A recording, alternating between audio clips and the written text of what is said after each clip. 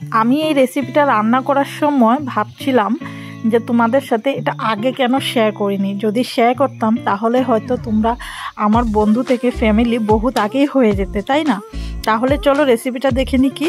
তো এই রেসিপিটা রান্না করার জন্য আমি এখানে 300 গ্রামের মতো চুনো মাছ নিয়েছি, যেটাকে গুঁড়া মাছও বলে, অনেকে পোনা মাছও বলে, যেটাই হোক।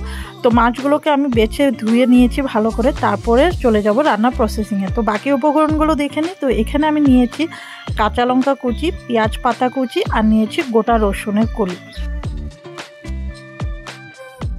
আরও সবজি নিয়েছি, যেগুলোর মধ্যে প্রথমে হলো গিয়ে টমেটো কুচি, বেগুন কুচি, আর নিয়েছি পেঁয়াজ কুচি। টমেটো আমি এখানে 3টা ব্যবহার করেছি মিডিয়াম সাইজের, আর একটা ছোট বেগুন ব্যবহার করেছি, আর 3টা পেঁয়াজ মিডিয়াম সাইজের ব্যবহার করেছি।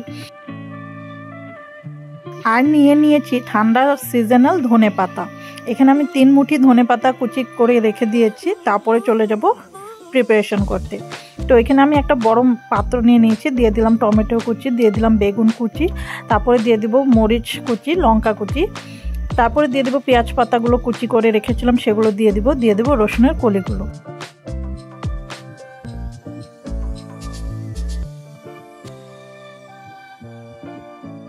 তারপরে এখানে আমি কিছুটা ধনেপাতা কুচিও ব্যবহার করছি। যে ধনেপাতা কুচিটা আমি করে রেখেছিলাম তার মধ্যে অর্ধেকটা আমি এখানে দিয়ে দিচ্ছি।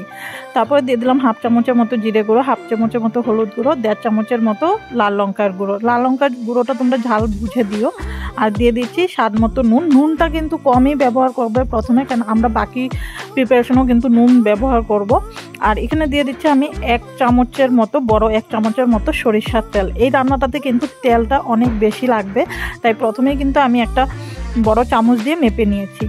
তো সবগুলো উপকরণ দেওয়া হয়ে গেলে আমি হাতের সাহায্যে খুব ভালোভাবে সবগুলো উপকরণকে মেখে নেব। আর তোমাদেরকে বলে দেব, তোমরা যারা যারা আমার চ্যানেলে নতুন আছো বা আমার ভিডিওটা প্রথমবার দেখছো, তারা অবশ্যই আমার চ্যানেলটিকে সাবস্ক্রাইব করে দিয়ে পাশে থাকা বেল আইকনটি ক্লিক করে দিও, যাতে আমার ভিডিওর নোটিফিকেশন তোমাদের মোবাইলে পৌঁছে যায়।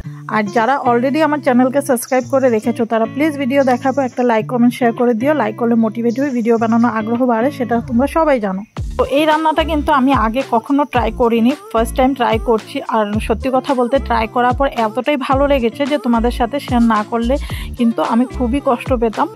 আর আমি জানি এই রেসিপিটা শেয়ার করলে তোমরা অনেক ভালোবাসা দেবে, তার জন্য কিন্তু রেসিপিটা তোমাদের সাথে শেয়ার করা। তোমরা কিন্তু অবশ্যই এই রেসিপিটা বাড়িতে ট্রাই করবে।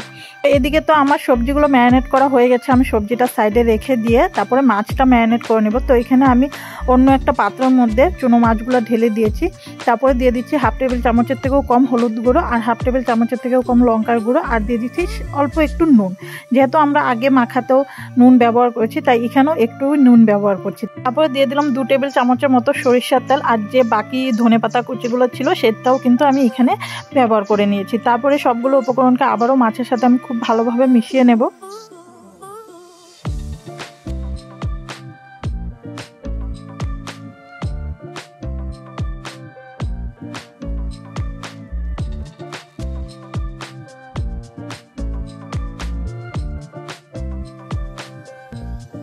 তো মাছটাও এখানে আমার ম্যারিনেট করা হয়ে গেছে। এখন মাছগুলোকে আমি সাইডে রেখে দিয়ে চলে যাব রান্না করতে। তো রান্না করার জন্য এখানে আমি কড়াই গরম করে নিয়ে দিয়ে দিচ্ছি সরিষার তেল, অনেকটা বড় 1 চামচের মতো সরিষার তেল দিয়েছি। তারপরে দিয়ে দেবো কেটে রাখা পেঁয়াজগুলো। তো কেটে রাখা পেঁয়াজগুলো দেওয়ার পর দিয়ে দেবো একটু নুন। যেহেতু আমি আগেও নুন ব্যবহার করছি, তোমরা দেখেছো, এখানেও কিন্তু একটু নুন যাবে, তো তোমরা কিন্তু বুঝিয়ে দিবে। তো নুনটা দেওয়ার পরে কিন্তু আমি খুন্তি দিয়ে পেঁয়াজটাকে খুব ভালোভাবে মিশিয়ে নেব। আর পেঁয়াজটাকে কিন্তু আমি খুব বেশি ভাজবো না, জাস্ট হালকা একটু নরম হয়ে আসলেই কিন্তু আমার ভাজা হয়ে যাবে। খুব বেশি ব্রাউনও করবো না আর মচমচেও করবো না।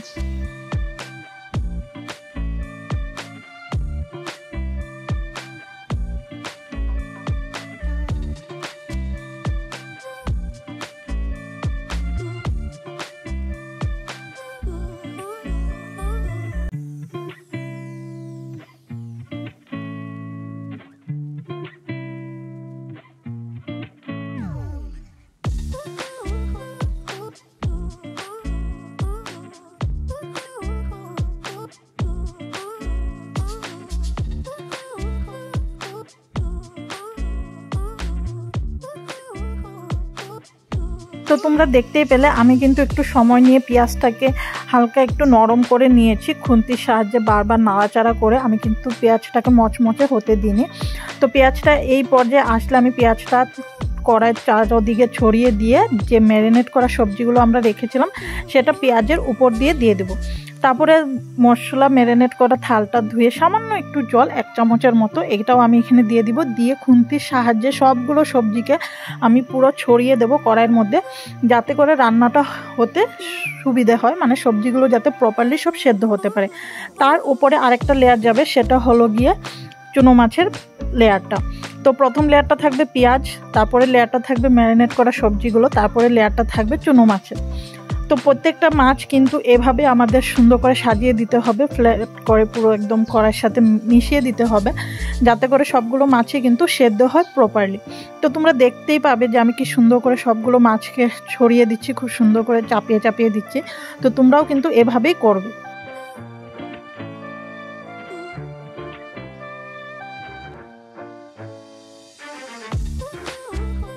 তো সবগুলো মাছকে খুব ভালোভাবে সেট করে দিয়ে আমি ঢাকা চাপা দিয়ে গ্যাসের ফ্লেমটা লোতে রেখে 10 মিনিট আমি রান্না করে নেব। তো 10 মিনিট পর আবারও ফিরে আসলাম তোমাদের কাছে। তো তোমরা দেখতেই পাচ্ছ মাছের কালারটা কি সুন্দর আসছে, আর এত সুন্দর একটা ঘ্রাণ বেরোচ্ছিল কি বলবো। আমার তো গন্ধে খিদে পেয়ে গেছিলো, কিন্তু এখনও কিন্তু রান্নাটা হয়নি, আমাদের আর অল্প অপেক্ষা করতে হবে।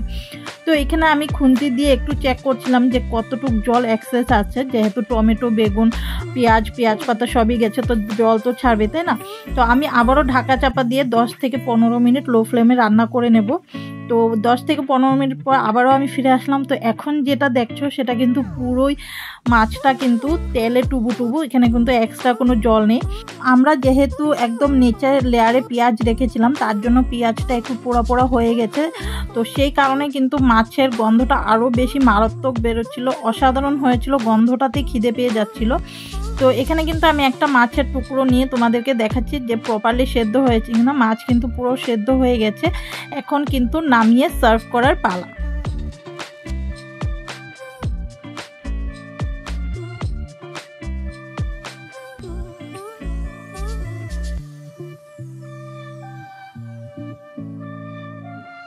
তো এই হলো আমাদের মাছের ফাইনাল লুক। তো আমাদের চুনো মাছের ঝাল চচ্চড়ি তৈরি হয়ে গেছে। আশা করি রেসিপিটা তোমাদের কাছে ভালো লেগেছে। তোমরা কিন্তু অবশ্যই আমাকে কমেন্টে জানাবে তোমরা কে কে কোথা থেকে রান্নাটা দেখেছো, আর বাড়িতে একবার হলো এই রান্নাটা ট্রাই করবে। অসাধারণ হয় খেতে, গরম ভাতের সাথে তো আর কিছুই লাগবে না।